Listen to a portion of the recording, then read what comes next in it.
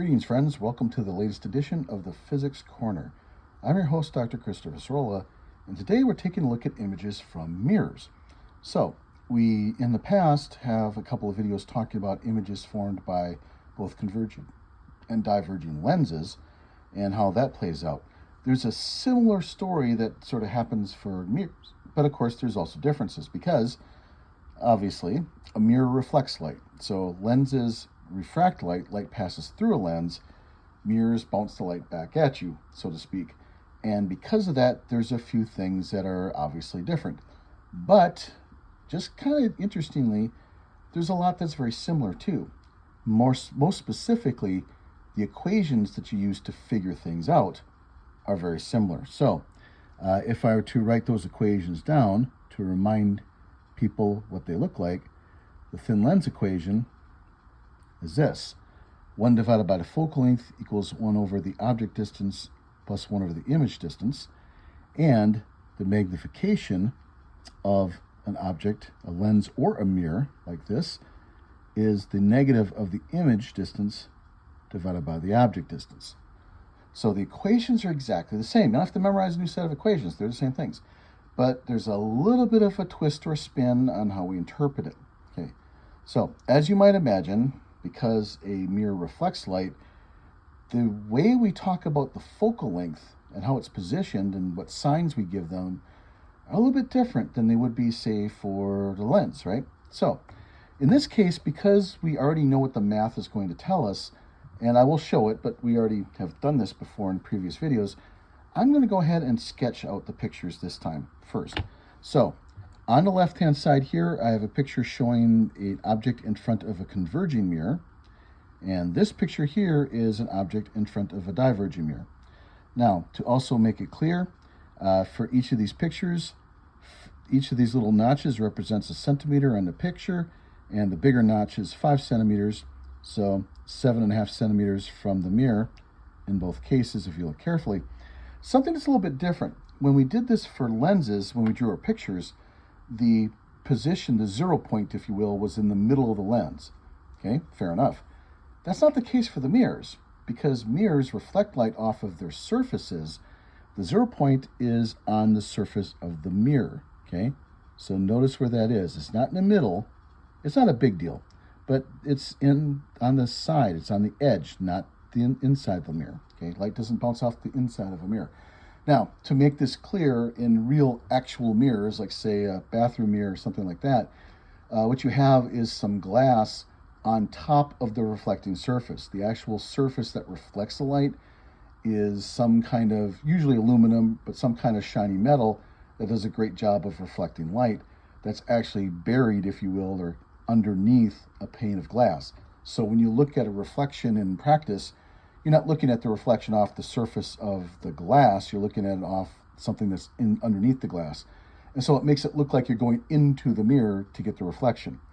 Well, we don't care about that part of it for our purposes here. We care about the surface where the light actually reflects. That's where we're measuring things from.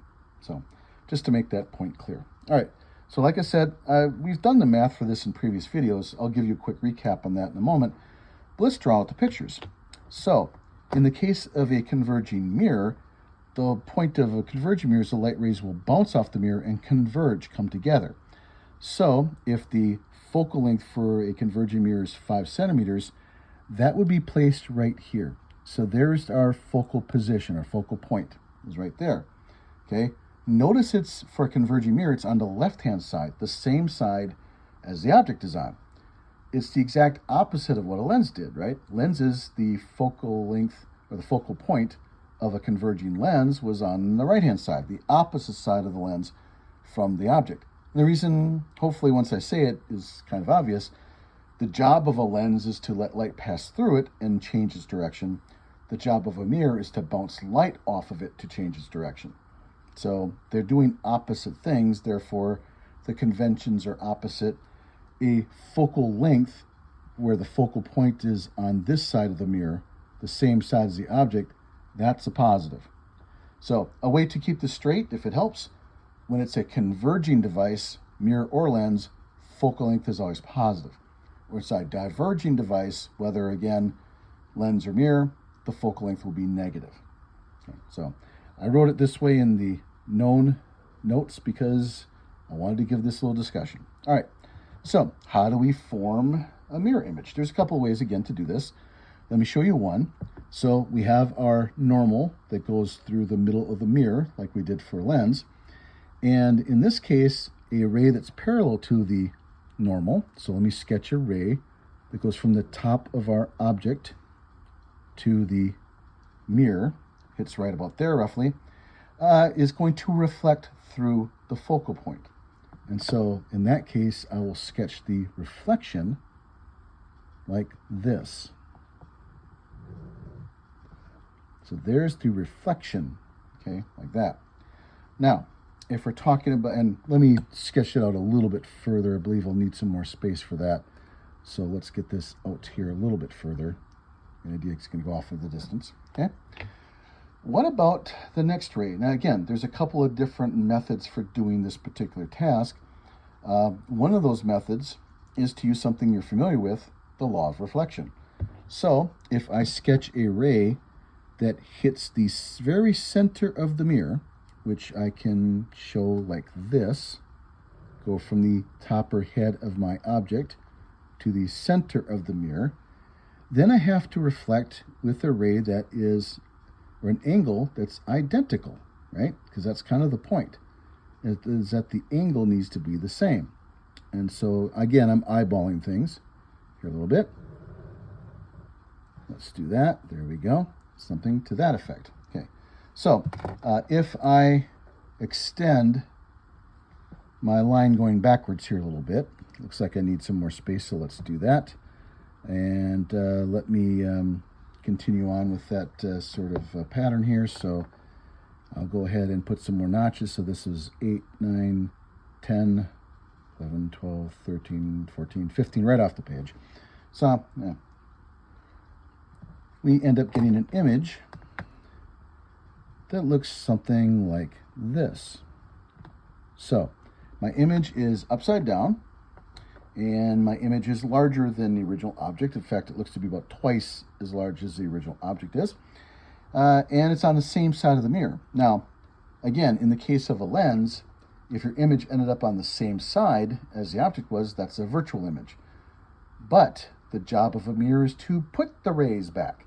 And to tell the difference between real and virtual is simply that statement, do the real rays meet? Now, the ray that bounces off the mirror, we don't care about the ray, this one going here yet, because it hasn't bounced off the mirror. We bounce a ray off the mirror and ask, where does that go? We bounce this ray off the mirror and ask, where does that meet up? So it's not this point here. It might look like it's that point, but it's not, because that hasn't gotten to the mirror yet. You have to bounce, this ray has to bounce off the mirror before it gets there. Those two rays that bounce off the mirror come back over here. That's the location of our image. But they're actual physical rays, aren't they? If they're physical rays, we call that a real image. So this is an image that is real, it's inverted or upside down, and it's larger than the original object. Okay. That's what the quote-unquote converging mirror does. Now, if I were to throw in the math, you might remember this from different videos, but just in case, let's write it down. So that's the solution for the image distance. And so if we throw in our numbers real quick, we get 7.5 times 5 on top. We'll have 7.5 minus 5 on the bottom like that. And so 37.5 divided by 2.5 gives us 15. So 15 centimeters for the calculation for the image distance. And the magnification is negative SI over SO again. That is a negative 15 over 7.5, or a negative 2. So how well did I do with my sketch? Magnification, I hit dead on. 2 times the size, so it's twice the size of my original object. And the negative sign means it's upside down. So I nailed that. I'm doing this sketch by hand, so I didn't quite get to 15, right? If you count your notches, I didn't quite get out there.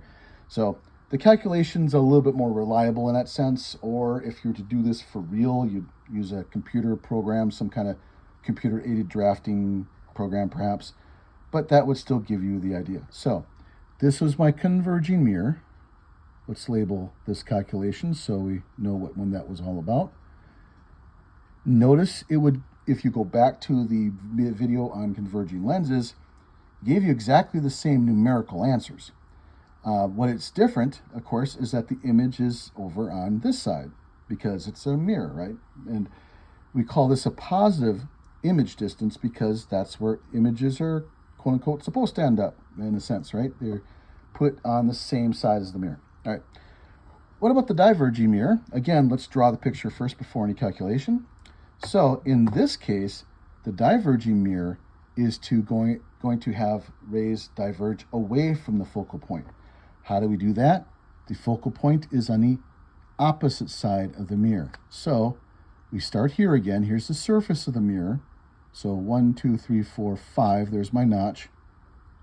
And that will be the focal point for my diverging mirror. All right. So if this sounds very similar to what we did for lenses, it should. There are many similarities. Sketch a ray from the top of my object to the mirror. And now the ray will bounce, quote unquote, away from the mirror. So I sketched the actual ray going upwards like that. Okay. Now, the ray, if you're over here, this is where you need to be to see the rays coming back towards you. The ray will not look like this. Your eyeball doesn't follow that turn. Instead, it looks like the ray came from the focal point. So I'm going to draw a dashed line to represent the fact that this is where the ray appears to have come from. The ray didn't actually come from here. It just looks like that. All right. Again, you can do a similar task or trick with this in the middle of the mirror. So let's draw a ray from the top of my object to the middle of the mirror. Again, it's the surface of the mirror that matters. And let me then again sketch a ray going exactly back outwards like this. See if I can do a little bit better job this time of my sketch. And again, I'm going to backtrack or back trace, if you will, the ray from there. And going backwards makes it look like it came from here. So in the case of a diverging mirror, neither of these rays actually meet. So you have to be on this side of the mirror to see the rays, right? But these two rays never actually meet. So you can't have a real image. You're going to have a virtual image because of that. Because they look like they came from over here. So they don't meet on this side, but they look like they met here. And again, in a similar fashion to what we did previously with a diverging lens, a diverging mirror will give you this result. Okay. Again, notice something that's going on in all my sketches is that the object, the tail of the object is touching my normal line like there. And so is the tail for each of my image arrows right here and right here. That has to be done that way. You cannot get out of doing it that way. You must do it that way. All right, so with that in mind, let's do a calculation again and see how well we did. So diverging mirror. Okay. Again, same formulas, but now it's a negative sign on the focal length.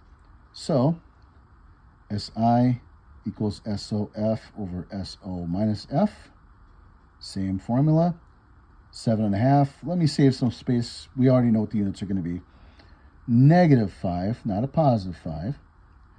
And a 7.5 minus a -5, like that.